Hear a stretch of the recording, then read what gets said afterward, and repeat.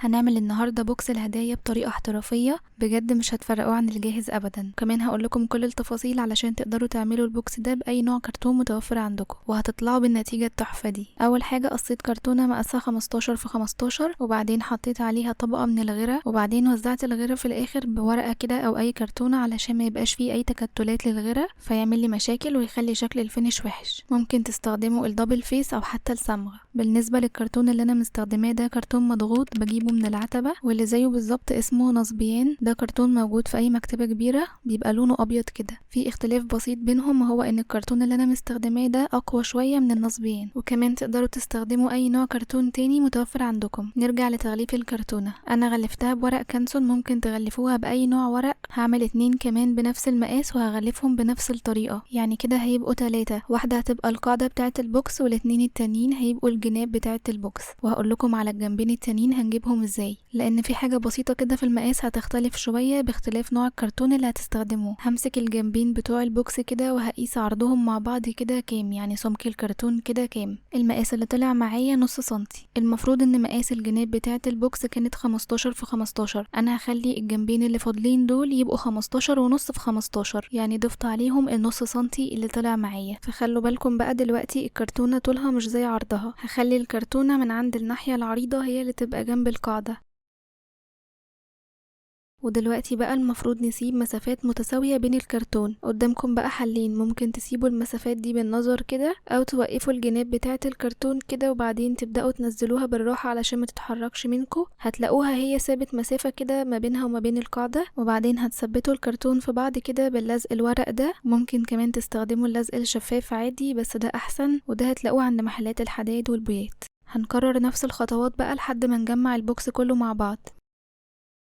وبعدين هاجي من عند الجنبين اللي مقاسهم كان اكبر، وهحط عليهم من الاطراف كده لزق زي ما انتوا شايفين كده، نص اللزقه من جوه ونصها من بره، وهعمل كده كمان في الجنب التاني. بعدين هقلب البوكس وهبدأ اقفله.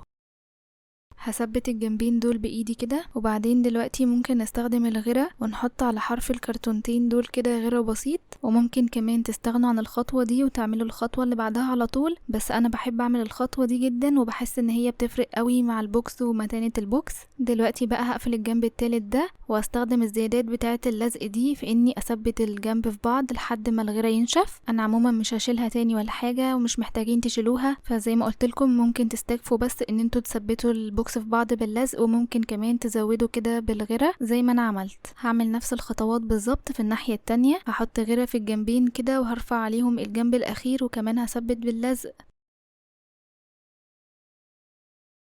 كده. قفلنا البوكس وهنغلفه بس من بره.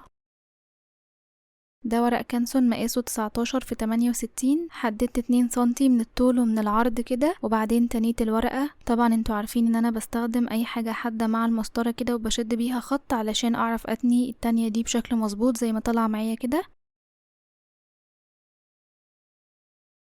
بعد ما تنيت الورقة كده من الناحيتين هتلاحظوا ان في مربع صغير ظهر في الطرف كده. المربع ده انا هقصه. هنجيب بقى البوكس بتاعنا علشان نغلفه، وهحط عليه طبقة صغيرة كده من الغيرة، وبعدين لازم اوزع الغيرة ده باي كرتونة او اي ورقة حتى علشان ما يعمليش طبقة سميكة ويبوظ لي الورق اللي انا هغلف بيه. وعموما انا ما بحبش استخدم الغيرة في الخطوة دي بالذات، وبحب استخدم الدبل فيس.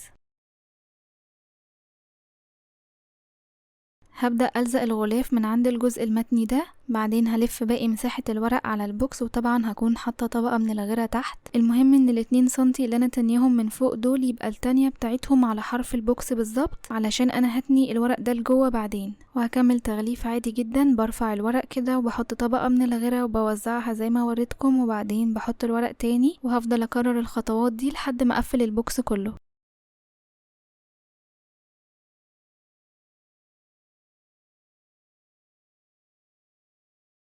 وكده انا وصلت لاخر جنب في البوكس. لازم اتخلص الاول من الجزء الصغير اللي في الطرف بتاع الورقة دي، وبعدين طبعا حطيت الغيرة ووزعته ولزقت عليه الورقة. واي زيادة تطلع معايا في الاخر كده هقصها. بصوا كده بعد ما غلفته انا كده معايا زيادة في الورق من فوق ومن تحت، فهمسك الزوايا دي كده واضمها على بعض، وبعدين هميل المقص وهقص الجزء ده كده فهتطلع معانا بالشكل ده. هعمل كده بقى في كل الزوايا، سواء اللي فوق دي او اللي في البوكس من تحت. بصوا كده بقى الزيادات دي بقت حرة كلها واقدر اتنيها لجوه بسهولة. هعمل نفس الخطوات بقى في الزيادة بتاعة الورق اللي في البوكس من تحت. بعدين هنحط غيرة او دبل فيس على الاربع جناب بتوع القاعدة كده علشان نتني عليهم الورق ونلزقه. بس خلوا بالكم ان انتوا هتفضلوا ضاغطين شوية على الورق في الخطوة دي، لان الورق بيفضل يقاوم ويرجع لمكانه. هتفضلوا ماسكينه يعني شوية صغيرين كده لحد ما الغيرة يشد. بعد كده جبت ورقة مقاسها 15 في 15 وحطيت عليها غيرة خفيف قوي زي ما انتوا شايفين كده، ولزقتها علشان اقفل بيها البوكس من تحت. قلبت البوكس بقى وحطيت غيرة على كل الزيادات بتاعة الورق دي وتنيتها لجوه. ومن وجهة نظري المتواضعة دي افضل طريقة لتغليف الجزء ده من البوكس، لان انا هغلف الغطا بطريقة مختلفة وبرضه هتكون احسن طريقة لتغليف الغطا من وجهة نظري، او بمعنى اصح بنصحكم بالطريقة دي بعد تجارب كتير. في الخطوة اللي بعد كده هنعمل الغطا. دي كرتونة مقاسها 16 في 16 غطيتها بالورق الاسود، وهنحتاج للجناب بتاعة الغطا كرتونتين مقاسهم 3 في 16 والاتنين التانيين هيبقى مقاسهم 3 في 16 ونص. هتجيبوا مقاسهم بنفس الطريقة اللي وريتها لكم قبل كده. هنجمع بقى الغطا مع بعض زي ما جمعنا البوكس بالظبط. ودلوقتي انا هستخدم دبل فيس في التغليف، مش هستخدم غيرة تاني. زي ما قلت لكم انا في التغليف الخارجي ده بحب الدبل فيس اكتر من الغيرة. المهم تحطوا دبل فيس على الغطا في الاماكن اللي انا حطيت فيها دي علشان الورقة اللي هنغلف بيها تبقى مشدودة كده على الغطا ويبقى شكلها حلو كده. انا جهزت الغطا، ودي الورقة اللي هغلف بيها مقاسها 26.5 في 26.5. اخدت علامة عند 5 سنتي من كل الجناب وبعدين وصلت العلامات ببعض. هتلاحظوا ان طلع معاكم مربع صغير كده في النص. المربع ده اللي انا هلزق فيه الغطا، فهنشيل الدبل فيس بقى كده من على الغطا وبعدين نلزقه. بعدين هعمل فتحة بالمقص عند الخطين دول بالظبط، وهعمل فتحة بالمقص عند الخطين دول كمان.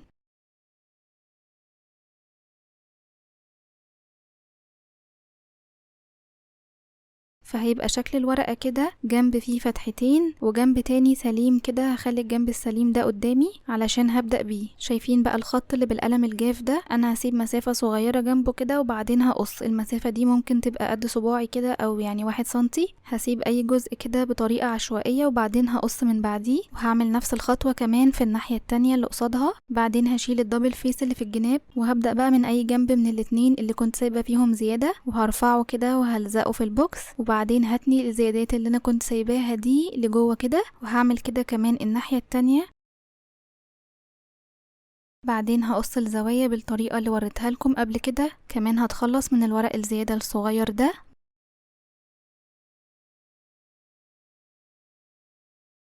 بعدين هحط دبل فيس بس على الاطراف كده علشان انا غلفتها باللون الاحمر، فمحتاجة احط على الجزء ده بالذات دبل فيس. وبعدين هقفل الورق كده وهعمل نفس الخطوة الناحية التانية،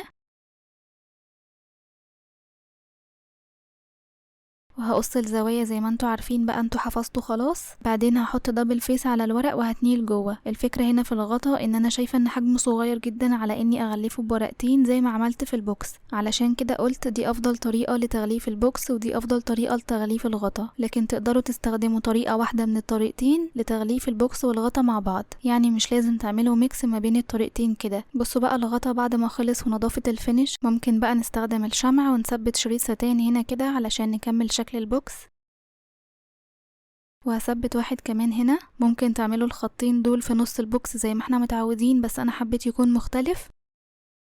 بعدين هربط الجزء اللي متقابل فيه الستانات كده بأي خيط. كنت عاملة فيونكة على ستانة أعرض من الستانة اللي أنا مستخدماها. بحب الفيونكات تبقى كبيرة كده وحلوة. بصوا بقى البوكس كده هو مع بعض. أتحدى أي حد يقولي إن ده مش زي الجاهز. تعالوا كمان أوريكم شكل الهدايا كده فيه. حجمه حلو وبيشيل حاجات كتير. طبعا تقدروا تغيروا المقاسات زي ما انتوا عاوزين. بجد طالع تحفة، وعلى الحقيقة كمان أحلى من الفيديو بكتير.